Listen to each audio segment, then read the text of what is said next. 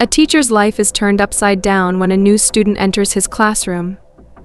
The 16-year-old boy is the spitting image of his late wife, bringing back memories of his son, who disappeared over a decade ago. Is it just a coincidence? Or is there something darker behind this resemblance? Determined to uncover the truth, he embarks on an investigation that could reveal devastating secrets. The sound of the alarm clock shattered the early morning silence, pulling Kwame Donovan back to the present. He woke up at the same time every day, like a clock set to a routine that, though empty, gave him a sense of control. The world outside seemed to move on, but he, trapped in time, lived in a loop of indistinct days when memories were his only company. As he dressed, his mind wandered, and an old memory surfaced. Vivid and unexpected, he saw himself on a sunny spring morning in the backyard of his home. Amara was beside him with that radiant smile he loved so much, while Jelani, at 4 years old, ran around them laughing and catching me. "Daddy," Jelani shouted, his green eyes sparkling with joy as he hid behind the trees, trying to escape Kwame's reach. Amara laughed softly watching the scene, and Kwame felt like the luckiest man in the world. Life was simple but complete. He could feel the gentle breeze, the warmth of the sun on his skin, and the sound of his family's laughter filling the air. It was a perfect moment, one of those you keep in your soul without even realizing it later. They sat on the grass. Jelani nestled between them while Amara pointed out the clouds, inventing shapes and stories. The world seemed so full of promise back then. Back in the present, reality hit hard. That world, that life had vanished like smoke. The house where laughter once echoed was now just a distant memory, a painful reflection of all he had lost. Kwame blinked, pushing back the tears that threatened to surface, and finished getting ready. He couldn't afford to lose himself in memories, no matter how sweet they were. There was a day to face. Even if every step was a reminder of the emptiness that accompanied him after dressing with the precision of a ritual, Kwame grabbed his briefcase and left the house. The school where he taught was only a few blocks away, but the path, once filled with thoughts of lessons and bright futures for his students, was now a trail of painful memories and uncertainties about the day ahead. Arriving at the school, the familiar environment and the smell of textbooks should have brought him some comfort, but in recent years work had become merely a distraction. He dedicated himself to it with the same intensity, perhaps even more, but the passion had faded, left behind with his heart on that fateful day 10 years ago when Jelani disappeared. The classroom was both a refuge and a prison. Students filed in, chatting and laughing, oblivious to the emotional turmoil he hid. Kwame arranged his materials on the desk, preparing for another lesson. He was accustomed to hiding his emotions behind a facade of unwavering professionalism, but that day something would be different. When the door opened for a new student to enter, Kwame felt the air thin. For a moment the class fell silent, and for a brief moment he stood still as if time had stopped. The boy walked to the front row, and when he lifted his head, his green eyes met Kwame's. The impact was immediate and devastating. The image before him was a cruel reminiscence, a mirror reflecting the past with a precision that made his heart race. The red hair, the emerald eyes, the freckles scattered across his nose. It was as if you were looking at a ghost, a younger version of Amara, or perhaps his son Jelani. Kwame could barely breathe, words stuck in his throat as he tried to maintain his composure. The boy, apparently unaware of the turmoil he had caused, sat down and opened his notebook, ready to start class. He seemed like any other student, but to Kwame was anything but ordinary. "My name is Tumi Abibi," the boy said, his voice firm, though young, and at that moment Kwame felt something he hadn't experienced in years: hope, but also fear, a deep fear that this resemblance was just a cruel coincidence of fate. The class continued, but for Kwame, time seemed to drag on every move. Tumi made every word he spoke brought a new wave of memories. He couldn't take his eyes off the boy, searching incessantly for any sign, any gesture that might confirm or dispel his suspicions by the end of the lesson. Kwame felt as though he had run an emotional marathon. When the bell finally rang signaling the end of class, Kwame watched as Tumi got up and left with the other students. He remained still processing what had happened. The days following the encounter with Tumi Abi were unlike anything Kwame had experienced in years. The routine that had once been almost mechanical was now permeated by a constant unease, a sense of something undefined but significant hanging in the air. He couldn't get the image of the boy out of his mind. The physical resemblance to Amara was striking to the point of evoking memories he had tried to bury. Kwame, however, didn't want to be carried away by these similarities. He knew that the brain and its desire to find connections could deceive him. Even so, he couldn't help but observe Tumi more closely, analyzing every detail, searching for something that would help him understand why this boy awakened such complex feelings in him. During classes, Kwame found himself paying more attention to Tumi than to the rest of the class. He noticed how the boy moved, the way he furrowed his brow when concentrating, and how his green eyes lit up when he spoke about something he enjoyed. These were gestures and expressions that, no matter how much Kwame tried to deny, were strangely familiar to him. In one class, Kwame saw him drawing in his notebook while the other students were focused on an activity. He approached more out of curiosity than anything else and looked over the boy's shoulder. The drawing was simple, but one detail caught his attention. A house surrounded by trees with a solitary figure standing in front of the door. The image brought a wave of painful memories of his old life, but he quickly pushed those thoughts away. After all, many young people could draw houses. There was no reason to connect this to anything specific. Drawing something special to me? Kwame asked, trying to sound casual, though he felt a knot forming in his stomach. He looked up at him, a slightly surprised expression on his face. Nothing much, just something that came to mind, he replied with a slight shrug. Sometimes drawing helps me think. Kwame smiled, trying to ignore the déjà vu that bothered him. It's good to have a creative outlet, he said before moving away, but not before noticing how Tumi returned to the drawing, seemingly lost in thought. In the days that followed, Kwame noticed that Tumi preferred to stay in the classroom during breaks, a behavior not very common for most teenagers. One day, he decided to strike up a conversation with the boy, hoping to learn a little more about him, not necessarily to clarify his suspicions. You seem to like staying here while everyone else goes out for a break, Kwame commented, trying to sound nonchalant as he reviewed some papers. Tumi, absorbed in another drawing, looked up at him. Sometimes I prefer the quiet, he said with a calm tone, but laden with maturity. Surprised Kwame. It's easier to think without everyone rushing around.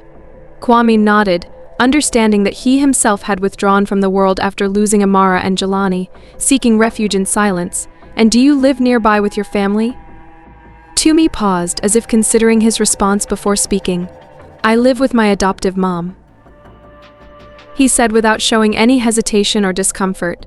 She's a great person. She's done everything to give me a good life. The word adoptive echoed in Kwame's mind. It wasn't a shocking revelation, but coupled with the physical resemblance to Amara and the age that matched Jelani's, it planted a seed of doubt in his mind. He forced himself not to go any further at that moment. He couldn't let the combination of factors lead him to jump to conclusions, but the connection he was beginning to feel with the boy was undeniable as Tumi returned to his drawing. Kwame remained silent, pretending to focus on his papers, but his mind was racing.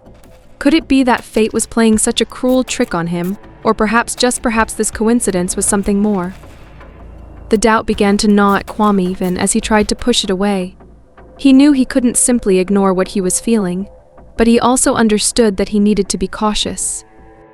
There was something there, something he needed to understand, but whatever it was, it would have to be uncovered with patience and care. Kwame left the classroom that day with a sense of unease. He knew he was approaching something, but it was still too early to know what. The only certainty was that his life in one way or another was about to change once again. Sleepless nights became a constant in Kwame's life. Every time he closed his eyes, he saw Tumi's face, accompanied by a flood of memories, doubts, and a growing sense of urgency.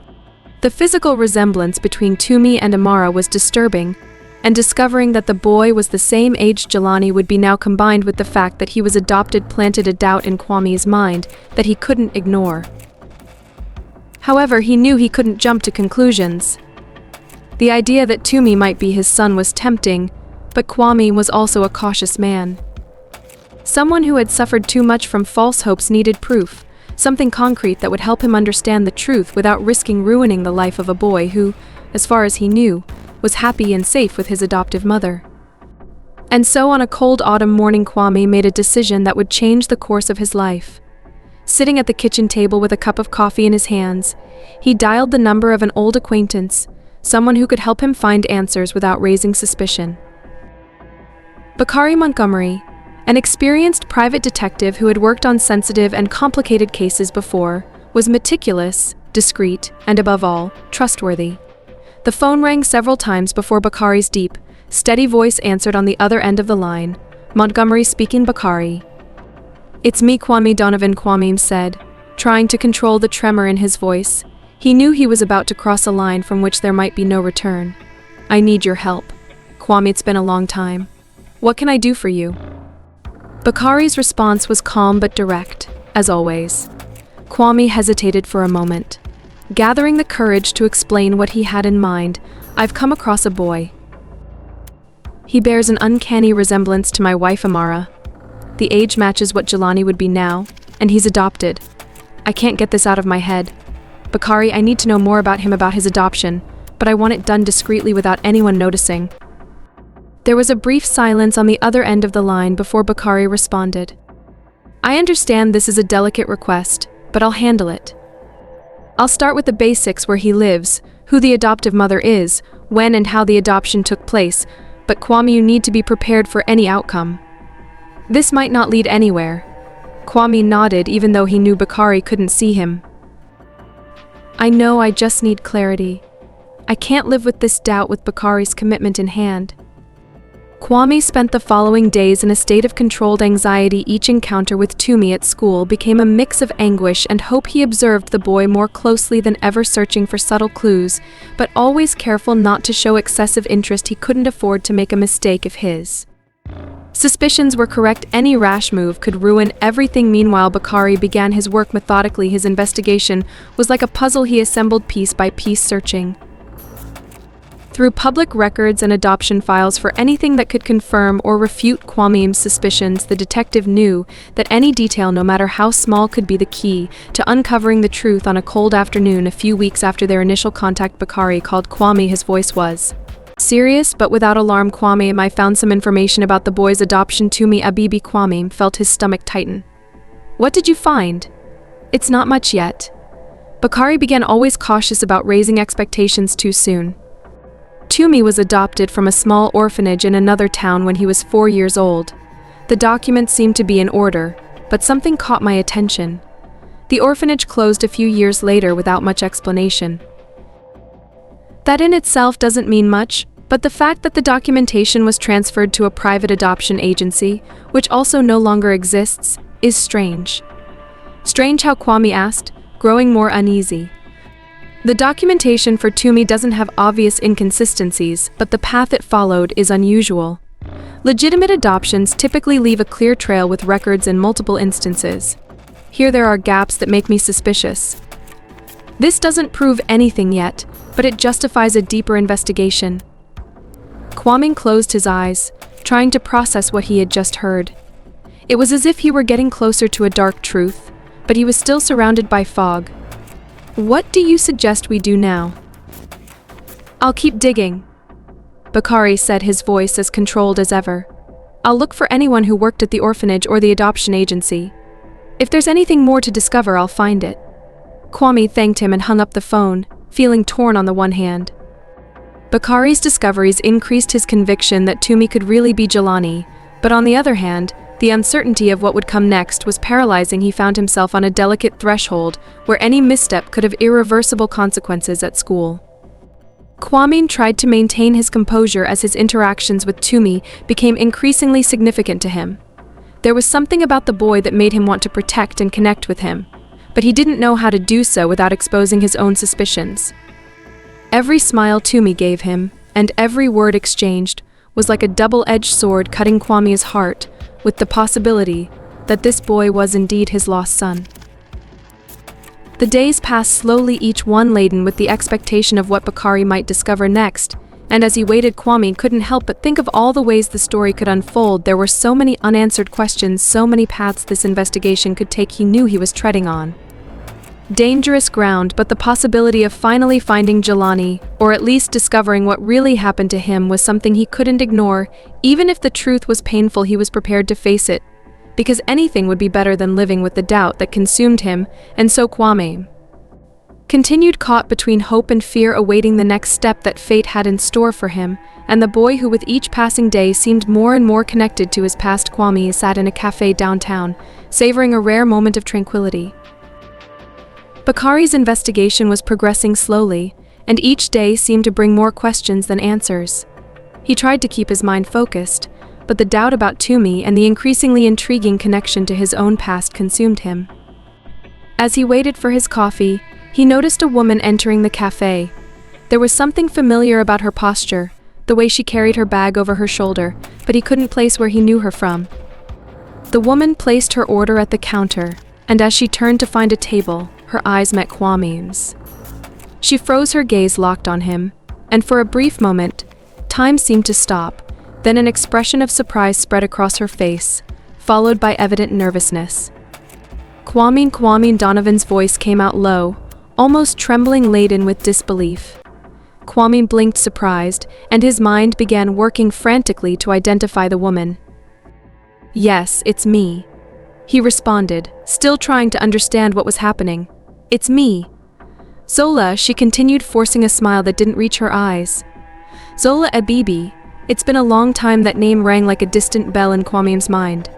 He blinked again, and then the pieces began to slowly fall into place. Zola Abibi, the woman who had been his neighbor so many years ago. Zola, he repeated, feeling a knot form in his stomach. Yeah, it's been a long time before the conversation could go any further. The cafe door opened again, and Tumi walked in. He approached where Zola was standing, his gaze shifting between her and Kwame. "Mom. You know Mr. Donovan?" he asked, surprise evident in his voice. Zola, still appearing somewhat uncomfortable, forced another smile. "Yes, dear Mr. Donovan, and I used to live in the same neighborhood years ago." Tumi looked at Kwame, intrigued. That's a strange coincidence. Kwame tried to remain calm despite the whirlwind of emotions he was feeling. "It is indeed. I didn't know you were Tumi's mother," he said, trying to hide the shock this revelation was causing him. "Zola is trying to keep the conversation light. And your wife Kwame, how is she?" Kwame felt a pang in his chest but kept his voice steady. "Amara passed away 8 years ago." Zola paled for a moment, the surprise clearly visible in her eyes. "Oh, I'm so sorry, Kwame. I didn't know." She lowered her gaze, processing the information as an uncomfortable tension settled between them. Kwame nodded, accepting the condolences with a small gesture. "Thank you, Zola. It's been difficult, but we move on." Zola seemed even more nervous, as if something about the situation deeply unsettled her. "I'm truly sorry," she repeated almost in a whisper, sensing the conversation was coming to an end. Zola glanced quickly at Tumi. "We need to go now, Tumi." "It was good to see you, Kwame." Her voice had a tone that seemed almost hurried, as if she wanted to leave as quickly as possible. Kwame just nodded as they left the cafe, his mind swirling with new questions and a growing sense that something was very wrong. Zola, Tumi's adoptive mother, was the same woman who had been his neighbor years ago. The coincidences were beginning to pile up in a disturbing way later that night. Kwame called Bakari, his voice tense with the new revelation. He told him about the encounter with Zola and his growing suspicion that something was terribly wrong. Bakari moved away right after Jelani disappeared. This can't just be a coincidence. Bakari listened carefully, as always, his voice calm. This definitely complicates things. Kwame, I'll intensify the investigation around Zola. If there's something to be discovered, I'll find it in the days that followed. Zola couldn't get the conversation with Kwame out of her mind. The revelation about Amara's death affected her more than she was willing to admit. She began to watch Tumi more closely, noticing how much he seemed to think about the encounter with Kwame one afternoon while tidying up the kitchen. Zola commented casually to Tumi, "You know, dear, some people's lives are more complicated than they seem." Mr. Donovan, for example, was always a bit rude to his wife. You know, Tumi, surprised by the statement, stopped what he was doing and looked at his mother, rude. "What do you mean, Mom?" Zola shrugged as if trying to downplay the situation, but without hiding enough for Tumi not to notice the discomfort. "Oh, things that were said at the time, nothing concrete, but I always thought he had a difficult temperament. I'm not sure if that might have had something to do with what happened to her after all. Dying so young is always a tragedy." Tumi frowned, disturbed by his mother's words.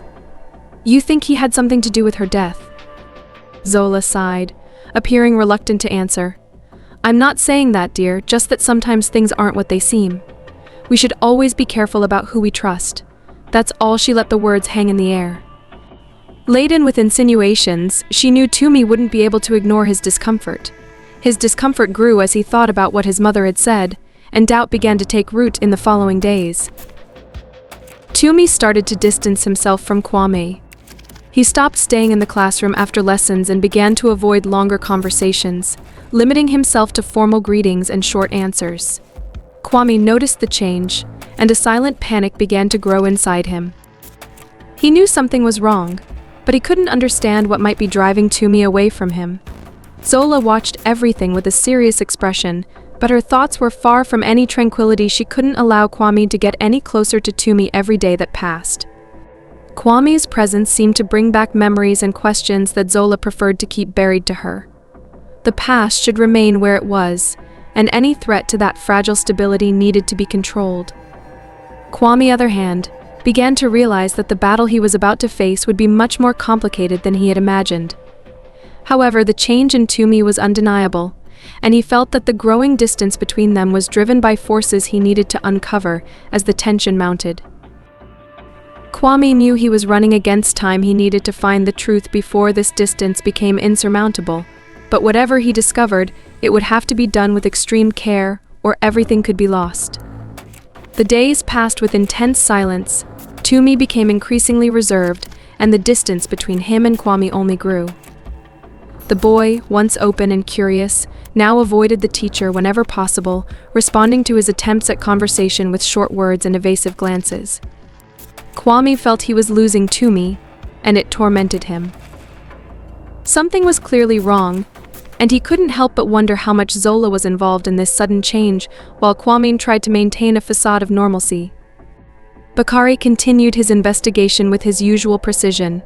Days turned into weeks, and the pieces of the puzzle began to fall into place. One afternoon, Bakari called Kwame, his voice more serious than usual. "I found something you need to know," Bakari said without a preamble. "There are significant inconsistencies in Tumi's adoption papers, especially regarding the transfer of documents from the orphanage to the private agency that handled the adoption. The records seem to have been altered, and some documents were clearly forged." Kwame felt a chill run down his spine. "What do you mean the documents that were supposed to confirm the legality of the adoption after the orphanage closed were manipulated? The signatures are questionable, and the official stamps appear to be forged. Moreover, I found something else about Zola Abibi. She has a criminal record. She was prosecuted for identity fraud a few years ago, but the case was dismissed due to a lack of sufficient evidence." Kwame's heart raced. The suspicions he had been harboring were beginning to be confirmed. "Are you saying Tumi's adoption might have been illegal?" "Exactly." Bakari confirmed the evidence points to an adoption based on forged documents, which might mean the entire adoption was conducted illegally. This could complicate things legally, but it might also be the key to finally understanding what happened. Kwame ran his hand over his face, feeling the weight of the situation intensify. "Bakari, this is much bigger than I imagined. What do you suggest we do now?" "Kwame, the next step is to get a lawyer who specializes in adoption cases and family law. These findings create a scenario where we can legally challenge Tumi's adoption based on the evidence I found, but we need to be careful. This could turn into a complicated legal battle." Kwame nodded, knowing Bakari couldn't see him. "I'll get in touch with a lawyer. We need to do this the right way so nothing slips through the cracks." As he hung up the phone, Kwame felt the urgency of the situation grow. Tumi's withdrawal, Zola's lies and manipulations, and now the evidence of a potentially illegal adoption. All of this created a tense and unpredictable environment, but one thing was certain: he was more determined than ever to uncover the truth and protect Tumi, even if it meant facing a legal storm ahead. Kwame sat in his lawyer's office, the air heavy with the gravity of the situation. The lawyer, a specialist in adoption cases and family law, was reviewing the documents Bakari had collected. The situation was serious, and every step needed to be carefully calculated. Kwame, the lawyer, began looking over his glasses. The evidence you and Bakari brought is substantial. We have forged documents, inconsistencies in the adoption records, and Zola's criminal history. All of this gives us a solid basis to legally challenge Tumi's adoption. The first legal step would be to request a judicial review of the adoption, citing fraud and identity theft. At the same time, we need to secure a court order for a DNA test. If the DNA confirms that Tumi is really your son, Jelani, it will be decisive. Kwame nodded, absorbing every word the lawyer continued. I've already requested the DNA test. When we confront Zola with the evidence, we'll need to be direct and firm. She may try to resist, but with the DNA and the documentation, she won't have a way to escape the truth with the strategy clear in his mind. Kwame felt a mix of determination and nervousness. The moment he had been waiting for so long was approaching. Kwame arrived at Zola's house accompanied by Bakari. The sky was starting to darken and the tension in the air was almost palpable. Now Kwame needed to confront Zola with the truth. When Zola opened the door and saw Kwame accompanied by a stranger, her face twisted in surprise and apprehension. Kwame, what are you doing here, and who is he? Kwame took a deep breath, trying to stay calm. Zola, we need to talk. This is Bakari Montgomery, a private investigator I hired. He's here because we've discovered something important, and you know exactly what I'm talking about. Zola hesitated but eventually invited them in. They headed to the living room, where the tension in the air was almost suffocating. Tumi was in the kitchen, and upon hearing the voices, he approached the door to listen to the conversation. Kwame stared at Zola, his eyes fixed on hers. Zola, we know everything. We know you manipulated the adoption papers, you forged records to get Tumi, but worse than that, we know you kidnapped my son Jelani and made him believe you were his mother, the only family he had. Zola paled and tears began to well up in her eyes. Kwame, I just wanted to give him a good life. I had no choice. Rage boiled inside Kwame, but he kept his voice controlled, though firm. You had a choice. Zola, and you chose to steal my son to make him believe in a lie to deprive him of his true family. Zola began to cry, tears streaming down her face. I did it because I was jealous of you. Amara had everything, a husband who loved her, a perfect son, and I had nothing. I deserved a family too. I deserved to be happy. Kwame took a step forward, his tone growing more intense. Jealousy. You destroyed our lives out of jealousy. I was a married, happy man. Zola, I loved my wife, I loved my family, and you just thought you could take that and steal our happiness for yourself. You kidnapped our son and stole his life and his identity. Zola collapsed on the sofa, sobbing. I did it out of love. I deserved a family too, and you rejected me. Kwame, I just wanted to be loved and to be important to someone at that moment. Tumi, who had been listening from the kitchen, entered the living room, his face pale and his expression shocked. Mom, is it true that you kidnapped their son? Zola, still crying, tried to approach Tumi. Tumi, sweetheart, I did it out of love. I loved you. I love you. I deserve to have a family too. You were my chance to be happy. Tumi stepped back, tears beginning to well up in his eyes. You lied to me my whole life. I'm Mr. Donovan's son. I'm Jelani Kwame. He took a step forward, reaching out to his son. Yes, Tumi Jelani, I'm your father. I just want you to know that I've always loved you. I never stopped looking for you. Tumi, still in shock, looked from Zola to Kwame, unsure whom to trust. I need some time. I need to think. He turned and quickly left the house, leaving Kwame and Zola alone, both devastated in different ways. Kwame wanted to run after Tumi to hug him, to tell him everything would be okay, but he knew the boy needed space. What he had just discovered was too much to comprehend immediately. Kwame's heart was breaking as he watched his son walk out the door, lost and confused. Zola, still sobbing, looked at Kwame, her eyes full of regret. I'm sorry, Kwame said nothing. The pain and anger were too strong for words at that moment. He just turned and left the house, leaving Zola alone with her guilt and remorse.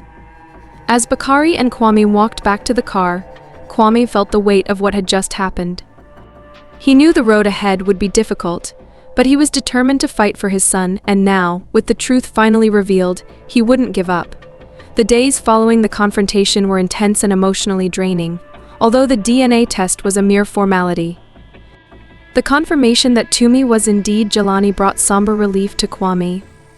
The truth was clear, but that didn't make the path ahead any easier. He knew he needed to have an honest conversation with Tumi, a conversation that would define both of their futures. Kwame found Tumi in the garden of a friend's house, where the boy was trying to process everything that had happened. Tumi was sitting on a wooden bench, staring at the ground, his thoughts clearly in turmoil. Kwame approached slowly, each step heavy with the gravity of the moment. "Can I sit?" Kwame asked softly, careful not to intrude on Tumi's space. The boy nodded, still looking down. Kwame sat next to him, feeling the tension in the air.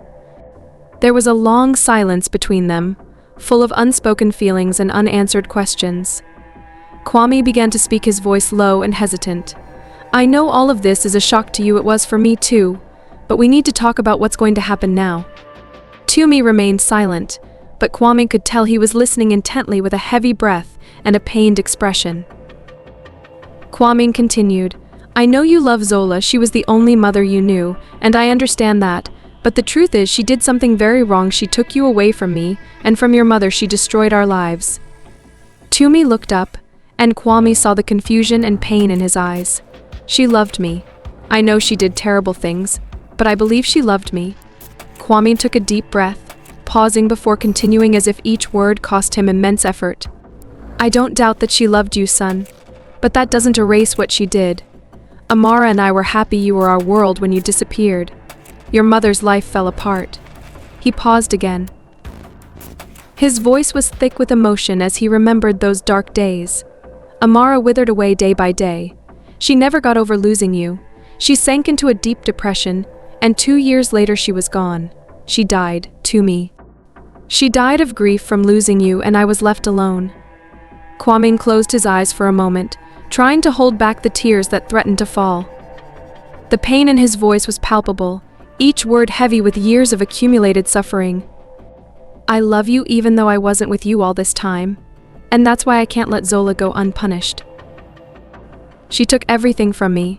She destroyed our family. I can't forgive her for that." Tumi looked at Kwame, seeing the raw pain on the man's face. He felt a lump form in his throat. The weight of what his biological father was saying was finally sinking into his mind. "I understand," Tumi said, his voice barely a whisper. "I didn't know that your wife had suffered so much. I can't ask you to forgive her. I also don't know how to feel about her right now." Kwame placed a hand on Tumi's shoulder, the touch laden with love and sorrow. "I just want to be a part of your life as much as you'll allow. I won't push you, but I want you to know that I'm here and I always will be. We can build this slowly together." Tumi remained silent for a moment, taking a deep breath as he processed everything that was happening. He felt a mix of conflicting emotions: anger, sadness, confusion, but also a growing curiosity about the man sitting next to him. "I need time to understand all of this, but I want to get to know you better. I want to understand who you are and maybe understand who I am too." Kwame nodded, feeling a faint hope growing in his heart. "Of course, we'll do this at your pace. I'll be here, giving you the space you need." As they stood up, the silence between them felt lighter and less oppressive. They both knew that the road ahead would be difficult, but for the first time there was a sense that things might get better. Tumi didn't call him Dad, and Kwame didn't expect him to do so anytime soon, but there was mutual acceptance and understanding that the bond they shared was real and worth exploring. Kwame knew that Zola would face the consequences of her actions. The lawyer was already taking the necessary steps to ensure she would be held legally accountable.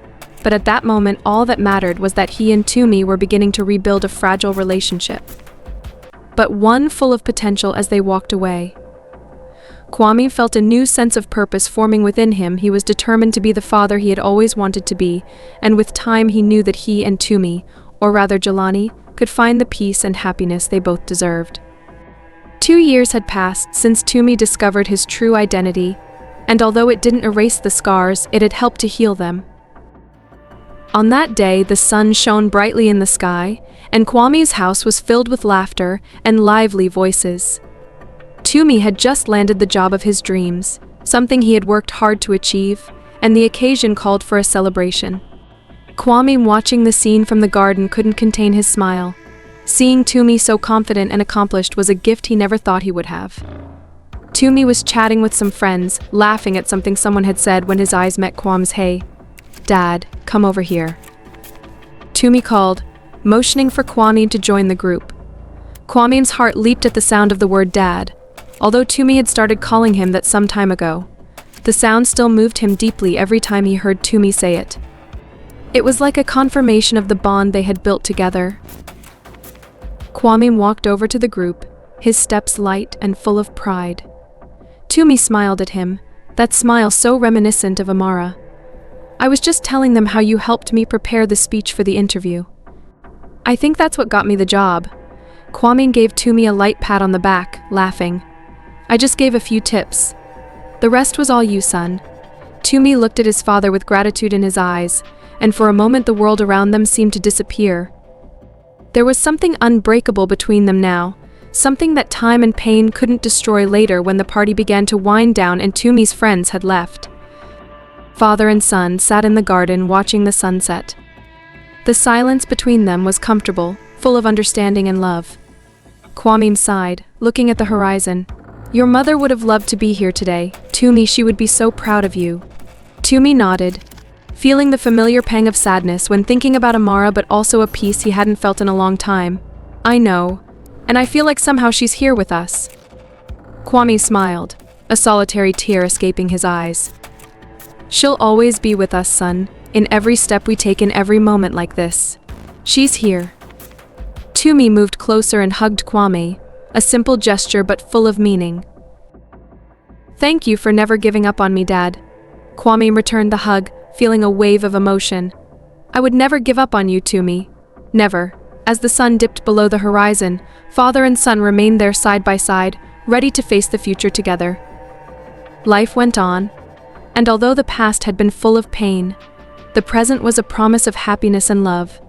And somehow Kwame knew that Amara was smiling down on them, proud of the path they had walked.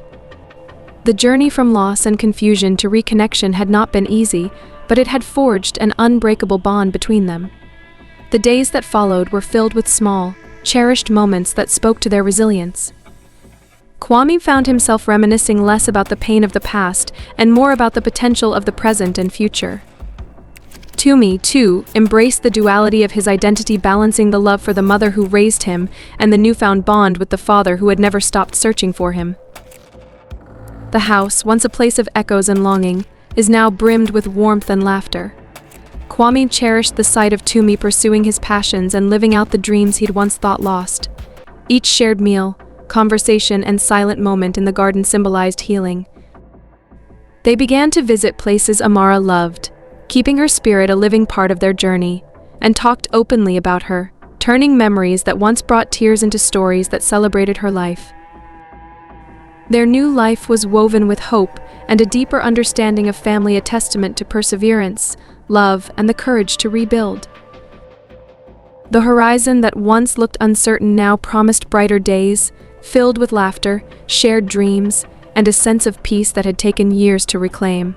Life tests us with loss, heartbreak, and unanswered questions, but hope can emerge even in the most unlikely circumstances. Kwame's story shows the power of perseverance, love, and faith in healing deep wounds and uncovering truths that lead to peace.